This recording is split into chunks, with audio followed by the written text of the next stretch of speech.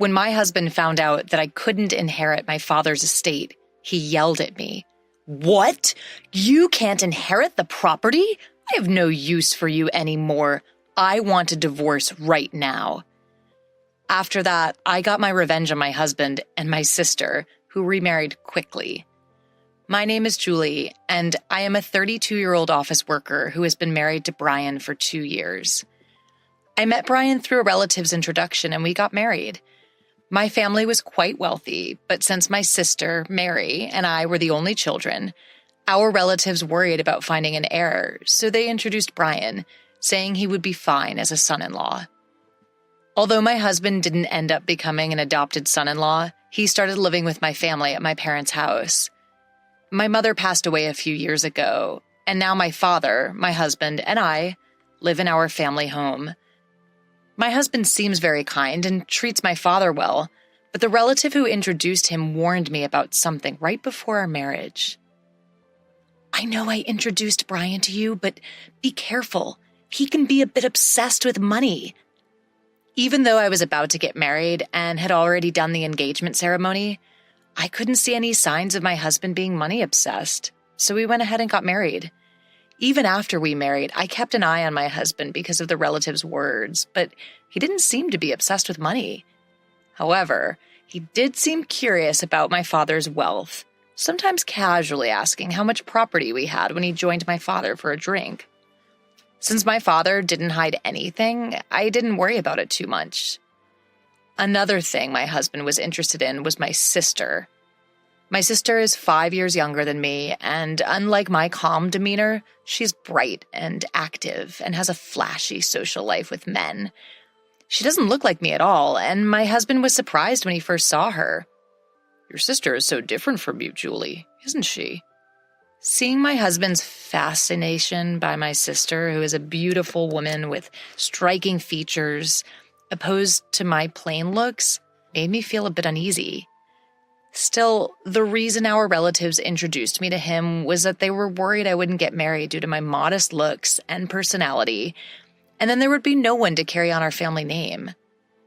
At the time, I thought there was no need to worry since I had a beautiful sister, but I later realized why our relatives were concerned. My father spoiled my sister a lot, letting her go to college after high school and then to a vocational school after graduation. My sister didn't have any specific goals for attending college or vocational school. She just didn't want to work. My mother was strict with my sister, trying to persuade her to find a job after college, but my father insisted on sending her to a vocational school. After graduating from vocational school, my sister got a job at my father's friend's company, but quit after 6 months. I was shocked by the excuse my sister gave when she quit her job. "I can't fully use my talents at that company." My sister, who hadn't even worked for half a year, was acting as if she already understood everything about her job, which left my mother and me dumbfounded. However, my father seemed to believe my sister and quickly found her another job. A while after starting her new job, my mother fell ill and was hospitalized. When my mother was in the hospital, my sister visited her every day, taking time off work. In the end, she quit this job as well and started saying she would take care of our sick mother. Taking care, however, only meant being in the hospital room, chatting with our mother, or staring at her smartphone in the waiting room. I had to go get our mother's laundry and replace it with new clothes during her hospital stay, while my sister was of no help at all.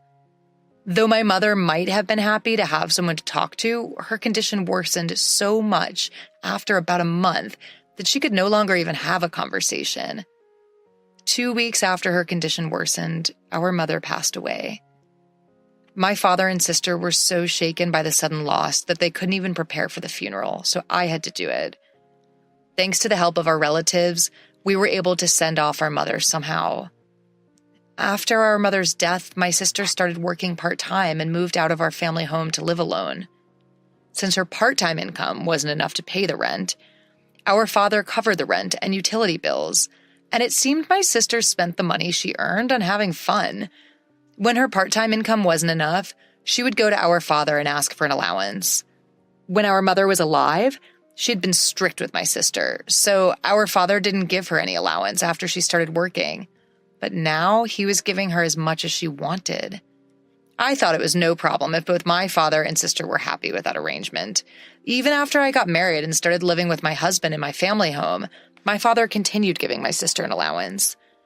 At that time, I didn't realize that my sister was also asking my husband for money, and he was happily giving it to her. Being unable to say no to my beautiful sister, my husband would secretly give her money, saying, "Don't tell Julie about this. She might get jealous if she finds out." My sister would only work part-time when she felt like it and live off the money she got from our father and my husband. But her carefree lifestyle didn't last forever, as our father fell ill and had to be hospitalized. I took care of our father during my breaks from work, but my sister never showed up at the hospital. Instead, she started calling me and demanding money. "I've been getting money from Dad every month, so I want you to keep giving it to me. The rent and utilities are all being withdrawn from Dad's account after all." She spoke to me angrily, but I was shocked to learn this for the first time. I got angry at my sister, who only cared about her own life instead of worrying about our hospitalized father. I really wanted to hang up on her, but she seemed to be in trouble, so I asked her how much money our father had been giving her every month. "How much have you been getting from Dad every month? Hurry up and get a job so you can live on the money you earn." My sister replied grumpily, "You're so annoying. I've been getting $1,000 a month. That's not including rent and utilities, by the way." I was appalled by my sister, who boasted about the amount she was receiving. I thought that if our father kept giving such a grown-up sister so much money, that she would lose any motivation to work seriously. I didn't think it was much of a problem to give my sister money, since I believed our father would recover quickly. However, our father's condition suddenly worsened, and I hurriedly contacted our relatives. The doctor told me it was a serious situation, and I was deeply shocked. During times like these, I wanted my husband's support, but he rarely showed up to the hospital, saying he was busy with work. Moreover, when he did visit, he would ask me inappropriate questions like, "Your father's inheritance must be huge, right? Since you and your sister are the only heirs, are you going to split it in half?" I had no words to respond to my husband, who only talked about the inheritance. I realized that what the relatives meant when they said my husband was obsessed with money and felt disgust. When my sister received a call, I explained that our father was in a critical condition, but she only worried about her own finances. "Make sure you pay me my monthly allowance. I can't survive without that money." The call ended abruptly. I was angry at my sister's response, but I was also concerned about the faint male voice I heard on the other end.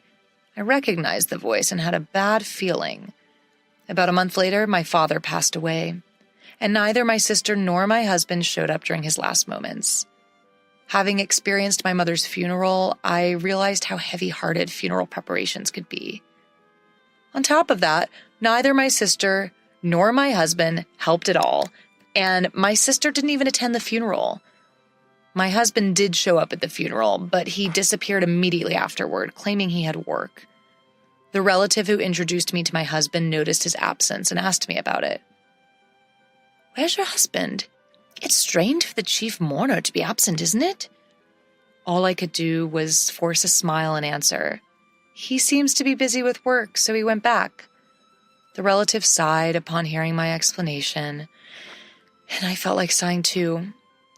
Once the funeral was over and I could finally catch my breath, my husband grinned and asked me, "So, how much did you inherit? Even if you split it in half, you'll get a lot of money, right?" As the relatives had warned before our marriage, my husband seemed to only care about my father's inheritance. Disappointed by my husband's true nature, I gave him an evasive answer. "My sister gets $1 billion and I get 0. We haven't talked to the lawyer yet, and I haven't had time to process my feelings since the funeral just ended." Seeing my husband happily talking about the inheritance, I felt laughing out of anger. Believing my words, my husband yelled, "What? You can't inherit any property? I don't need you anymore. Let's divorce right now." I felt the same way, so I retorted, "Let's do that. You only married me for your father's inheritance in the first place. I'll divorce you." With that, I shoved the prepared divorce papers in front of my husband. As if anticipating this, I took out the divorce papers, which seemed to surprise him a bit, but he signed them anyway.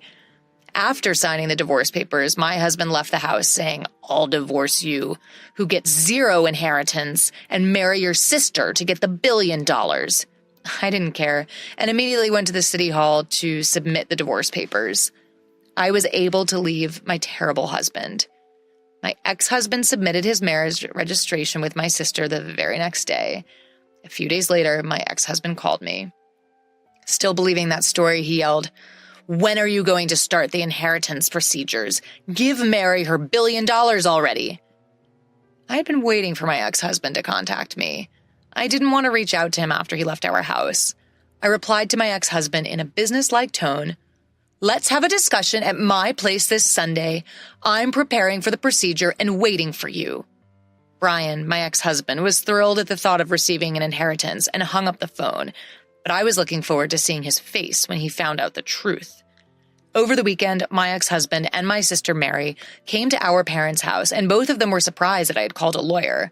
However, Brian seemed to convince himself and said, "I guess we need a lawyer when we're inheriting a large amount of the money." Then the lawyer, with a puzzled look, started talking to Brian. "There is a matter of inheritance, but before that, there is a matter of a claim for compensation from Julie, your ex-wife, towards you, Brian." He showed Brian several photos. In those photos, Brian was coming out of Mary's house, and the date was clearly written. The lawyer continued talking to Brian. "Since these are photos proving infidelity before the divorce, you have to pay compensation." When I heard Brian talking about the inheritance over the phone with Mary, I immediately asked the lawyer to investigate Brian's infidelity. Maybe he thought I was too busy with my father's funeral, but Brian and Mary met at Mary's house almost every day, and thanks to that, I was able to get many evidence photos. The conversation about inheritance turned into a conversation about compensation, and both Mary and Brian were speechless.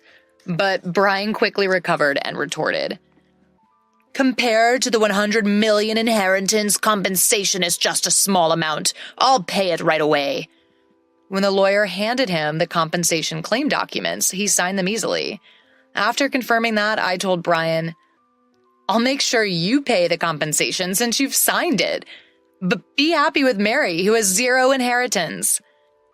The moment Mary heard 0 inheritance, she screamed, "What do you mean my inheritance is 0? I'm supposed to have 100 million. Brian's face turned red, and he got angry, saying, "There's no way there's 0 inheritance. I won't let you take it all for yourself." The lawyer calmly started explaining to the angry pair. "Mary is the daughter of your late mother from a previous marriage, and since she has not been legally adopted by your late father, there is no legal parent-child relationship. Therefore, Mary cannot inherit your father's estate." I also told Mary, who seemed to be confused. "I don't think you remember because you were only 1 year old when our parents got remarried, but I remember it clearly. I was 6 years old when our parents remarried, and I remember being happy that I suddenly had a sister. I never thought that such a sister would steal my husband. Both our parents were struggling with young children and had someone mediate between them, thinking it would be best for them to remarry. My mother treated me like her real daughter, and my father treated Mary with care.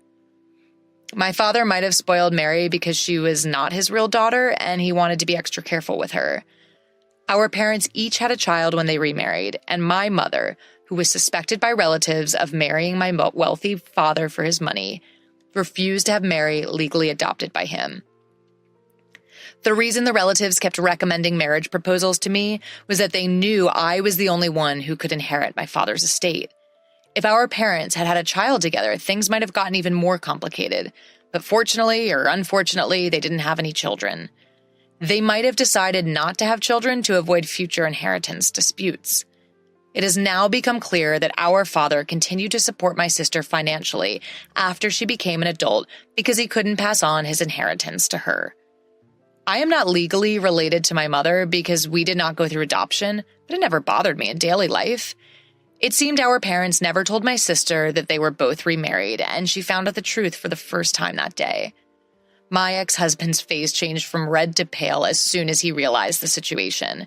He signed the documents and was even asked to pay for damages when he couldn't get the inheritance he had been expecting from my sister.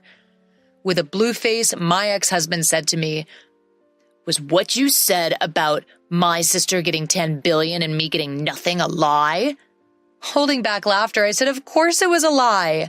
It was to get back at you for cheating on me behind my back.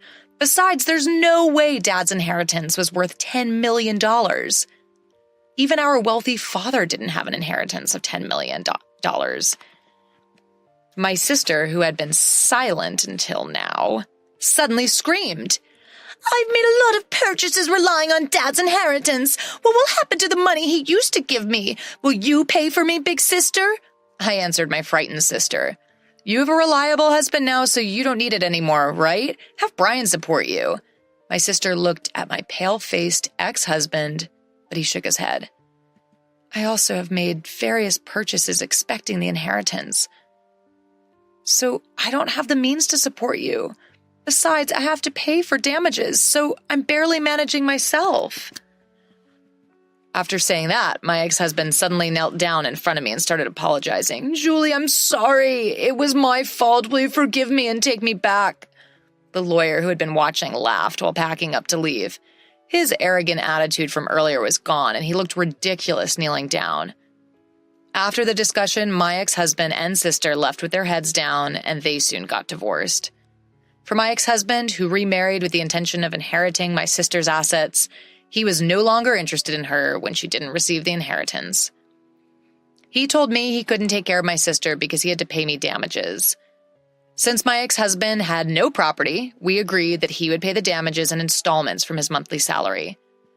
The lawyer advised that this way I wouldn't miss out on anything. My sister, now without our father's support, worked part-time every day, but she couldn't pay off her debts and ended up filing for bankruptcy. She eventually had to leave her apartment, and no one knows where she went. Our father had supported my sister out of love, but in the end he spoiled her too much, and she became unable to work seriously. Later, a relative tried to introduce me to a potential marriage partner again while I started living alone in my childhood home, but I declined. I don't want to be introduced to someone like my ex-husband again, so this time I want to find a suitable marriage partner on my own.